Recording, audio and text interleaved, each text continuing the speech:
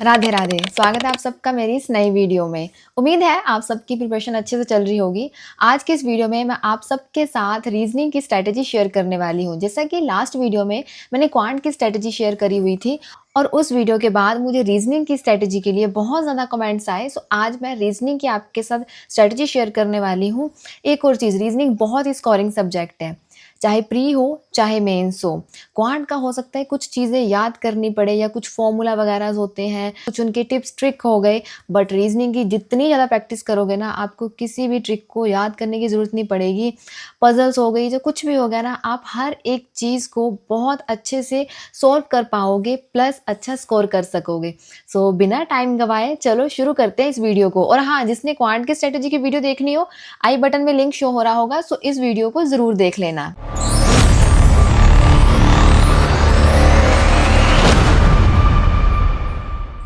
Reasoning के syllabus की बात करें तो जैसे कि सबसे पहले पजल्स हो गई बहुत टाइप की, जैसे कि floor based, days based, year based, circular, triangular, rectangular, inner outer face, uncertain, number of person में भी एक आधी स्किप कर रही हूँ।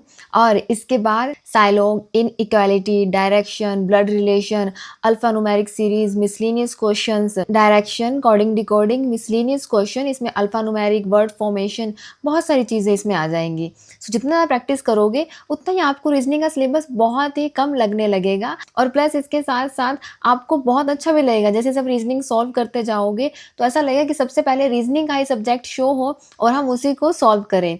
सो अब बात करते हैं कि इसमें टाइम मैनेजमेंट का कैसे ध्यान रखना है। सबसे पहले आप प्रैक्टिस करोगे जो आपके इजी चैप्टर्स हैं। इजी क्या, पजल्स को छोड़ के जो भी चैप्टर्स है वो पहले प्रिपेयर कर लो, उसके बाद पजल्स को स्टार्ट करना। अब बात करते हैं प्रैक्टिस की। सबसे पहले जैसे कि direction, blood relation, coding decoding, जितने भी चैप्टर्स हैं आप ना इनकी प्रैक्टिस करते जाओ। चाहे फिर वीडियोस देखो, वीडियोस के बाद बुक के थ्रू प्रैक्टिस कर सकते हो, पीडीएफ के थ्रू प्रैक्टिस कर सकते हो। और फिर क्या करना है, जब आपके ये चैप्टर 15 से 20 दिन में आपने ये चैप्टर कंप्लीट कर लेने हैं। और उसके बाद जैसे जैसे आपका चैप्टर कंप्लीट होता जाएगा, जैसे कि आपने आज और कल का दिन लगाया डायरेक्शन के लिए, 2 दिन वीडियो देखी, तो एक क्या है, टॉपिक वाइज टेस्ट लगा लिया डायरेक्शन का, और उसके बाद आपको आइडिया मिल जाएगा आपकी कितनी प्रैक्टिस हो गई। बेशक टाइमर के साथ मत लगाओ, बट हाँ ये है कि आप सबमिट कर दो, उसके बाद सोल्व कर लो, आपको आइडिया मिल जाएगा कि आपकी प्रैक्टिस कैसी हुई है।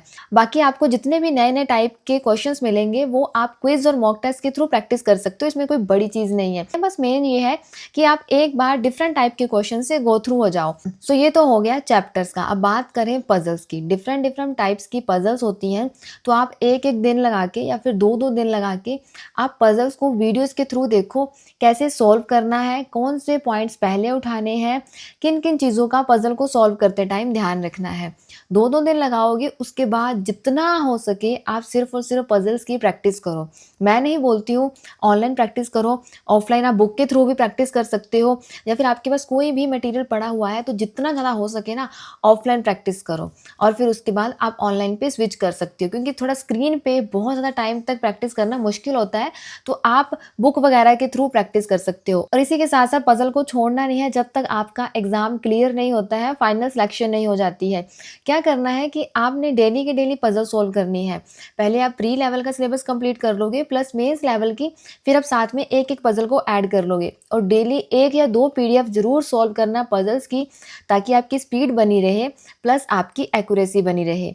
अब बात करें कि आपने वीकली किस तरीके से प्रिपेयर करना है रीजनिंग को। जैसा कि आपका सारा सिलेबस कंप्लीट हो जाएगा, इसके बाद क्या करना है, मंडे टू फ्राइडे आपको डेली के डेली एक टॉपिक वाइज क्विज लगाना है। जब तक आपका क्वांट का सिलेबस कंप्लीट हो रहा है, आप मॉक टेस्ट नहीं लगा रहे हो, तब तक आपको डेली के डेली रीजनिंग का एक सेक्शनरी मॉक टेस्ट लगाना है, उसको एनालिसिस करना है, प्लस डेली के डेली एक पीडीएफ सोल्व करनी है जिसमें आपकी 4 से 5 तक की पजल्स हो। अगर आपको लग रहा है आपका प्री लेवल का सिलेबस काफ़ी अच्छा कंप्लीट हो चुका है, काफ़ी ज़्यादा कवर हो चुका है, उसके बाद आप मेंस पे स्विच कर सकते हो। आप डेली के डेली एक पज़ल को इंक्लूड कर सकते हो और मेंस लेवल की पज़ल भी सॉल्व कर सकते हो। चाहे पीडीएफ से मत करो, आप वीडियो के थ्रू प्रैक्टिस कर लो। और जिसको भी पज़ल्स में दिक्कत आ रही है, पज़ल नहीं बन पा रही है, आई बटन में लिंक शो हो रहा होगा। मैंने एक वीडियो शेयर कर रखी है कि किन-किन बातों का ध्यान रखना है, कैसे पज़ल सॉल्व करनी है। सो ये वीडियो ज़रूर देख लेना। उम्मीद है इससे आपको हेल्प मिलेगी पज़ल्स को सॉल्व करने में। अब नेक्स्ट बात करते हैं वीक के बचे 2 दिन, सैटरडे और संडे।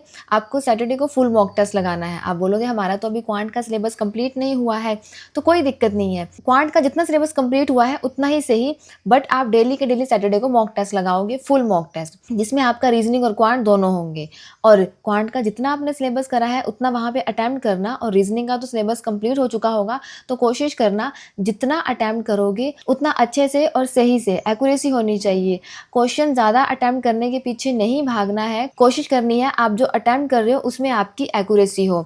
और आप पजल की प्रैक्टिस लास्ट में मॉक टेस्ट के थ्रू ही करोगे। तो मॉक टेस्ट आप किसी भी ऐप के ले सकते हो जो आपको सही लगे, ऑलिवर, स्मार्ट कीड़ा, प्रैक्टिस मॉक टेस्ट बुक, किसी भी ऐप पे आप मॉक टेस्ट लगा सकते हो। अगर आपको लगता है आपकी प्रैक्टिस अच्छी खासी हो चुकी है तो आप पीडीएफ से ना प्रैक्टिस करके आप मॉक टेस्ट से कर सकते हो, या फिर सेक्शनली मॉक टेस्ट लगा सकते हो, या फिर शॉर्ट क्विज लगा सकते हो, ताकि आपकी पजल्स की प्रैक्टिस और ज़्यादा हो जाए। टाइमर के साथ साथ, टाइम के साथ साथ सॉल्व करोगे तो और ज़्यादा फर्क पड़ेगा। आपको पता लगेगा कि टाइमर के साथ साथ कैसे सॉल्व करना है और कितना आपको कितने टाइम में कौन सी पजल सॉल्व करनी है। सो मेक श्योर कि मॉक टेस्ट ज़रूर अटेम्प्ट करो, उसको एनालिसिस भी करो, ताकि आपको अपने वीक और स्ट्रॉन्ग टॉपिक पता लगते रहे। आप मॉक टेस्ट लगाओगे, दैट्स इनफ। उसके एनालिसिस करना उसी दिन नहीं कर पाओगे तो नेक्स्ट डे एनालिसिस कर लो कि आपने कहाँ कहाँ गलती करी थी और कौन सा ऐसा क्वेश्चन था जिस पे आपने ज़्यादा टाइम लगाया था। और इसी के साथ जो आपको टॉपिक लगे कि थोड़ा वीक है, आप उस पर और ज़्यादा प्रैक्टिस कर सकते हो। पर मैं सीधी सी बात बताऊँ, पजल की आप जितनी ज़्यादा प्रैक्टिस करोगे, चाहे प्री हो चाहे मेंस हो, आपको बहुत हेल्प मिलेगी। बात करें एग्ज़ाम में, क्या हमें पजल से स्टार्ट करना चाहिए या फिर ढूंढ ढूंढ के क्वेश्चन सॉल्व करने चाहिए कि पहले इजी वाले क्वेश्चन अटेम्प्ट कर लें? अगर आप क्वेश्चन ढूंढने लगोगे तो इसमें आपका टाइम वेस्ट होगा। कोशिश करो कि जो क्वेश्चन आपको आगे मिल रहे हैं आप उन्हीं को सोल्व करते जाओ। जब मैं मॉक टेस्ट अटेम्प्ट करती थी या फिर चाहे एग्जाम ही क्यों ना हो, जो क्वेश्चन आगे आ गया मैं सबसे पहले उसको ही अटेम्प्ट कर लेती थी। बट इसमें एक चीज़ होती थी, मेरी रीजनिंग की प्रैक्टिस बहुत अच्छी थी, प्लस रीजनिंग मेरा बहुत स्कोरिंग सब्जेक्ट रहा है। दूसरी चीज़ कि मुझे पता होता था कि कौन सी पजल मैं देख के ही सॉल्व कर पाऊंगी या फिर टाइम लगेगा।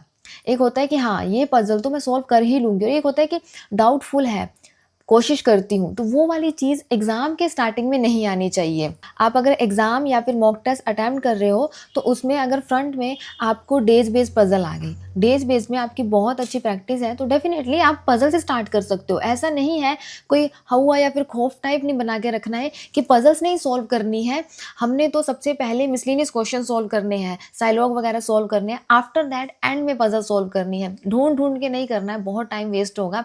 जो क्वेश्चन आगे आ रहा है आप उसको सॉल्व कर सकते हो। बट हाँ, अगर आपको लगे कि ये क्वेश्चन मुझे नहीं आता है या फिर इसमें अच्छी प्रैक्टिस नहीं है तो आप उसको स्किप कर सकते हो। अगर मुझे स्टार्टिंग में ही 2 वेरिएबल वाली मान लो पजल आ गई, सर्कुलर बेस्ड बैठे हुए हैं, इनर आउटर फेस करा हुआ है और साथ में कोई कलर पसंद कर रहे हैं, या फिर किसी भी टाइप की पजल आ गई, तो फिर मुझे अगर पता है कि अगर मुझे लगता है कि ये टाइम टेकिंग है, मेरी इतनी अच्छी प्रैक्टिस नहीं है, तो मैं उस पजल को स्किप कर देती थी। उसके बाद फर्दर आगे का सॉल्व करती जाती थी। अगर टाइम बचता है तो वापस उस पजल पे आ जाऊंगी और उस क्वेश्चन को सॉल्व कर लूंगी।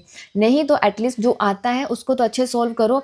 हमेशा ध्यान रखो, आप जितना अटैम्प्ट करोगे उसमें एक्यूरेसी होनी चाहिए। कोशिश करना 1 या 2 क्वेश्चन गलत हो ऐसा नहीं।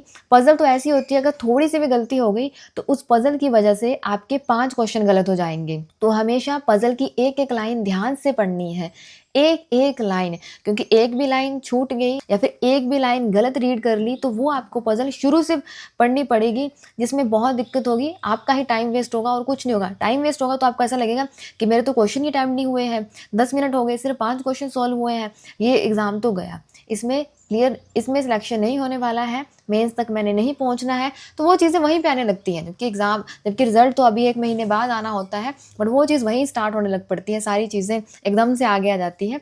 तो इस चीज़ के ध्यान रखो। मैं अभी से बार बार बोल रही हूँ, प्रैक्टिस कंसिस्टेंटली प्रैक्टिस करो। आप खुद देखोगे, आज से फर्स्ट डे मान लो, आज अगर आपके पज़ल्स को सॉल्व करने में या फिर मॉक टेस्ट में आपके मान लो 40 में से सिर्फ़ और सिर्फ़ रीज़निंग की बात कर रही हूँ 10 नंबर आ रहे हैं, जब 15 आ रहे हैं, आपकी पज़ल की प्रैक्टिस नहीं है, नहीं बन रही है, आप 10 से 15 दिन एक टारगेट लेके चलो, 10 से 15 दिन डेली पज़ल सॉल्व करो। सुबह एक पीडीएफ लगाओ, शाम को एक पीडीएफ लगाओ जिसमें कम से कम 5-5 पज़ल्स हो। जितना ज़्यादा हो सके, ये मिनिमम बता रही हूँ, जितना ज़्यादा हो सके पज़ल्स को सॉल्व करते जाओ।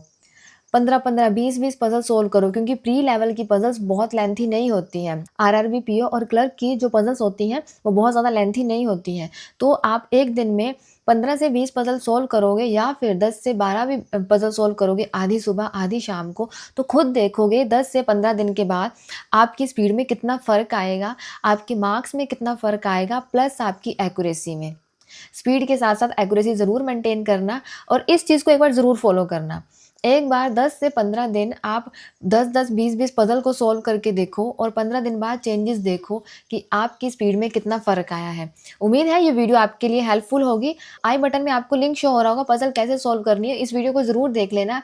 हो सकता है इससे आपको और ज़्यादा हेल्प मिल जाए और बाकी प्रैक्टिस करते रहो। अगर अभी भी किसी का डाउट है तो कमेंट सेक्शन में कमेंट कर देना और प्रैक्टिस के लिए मैंने बुक तो आपको बता ही दी है, डिस्क्रिप्शन में लिंक दे दिया गया है, आप चेकआउट कर सकते हो इस बुक को। मिलते हैं अगली वीडियो में। राधे राधे।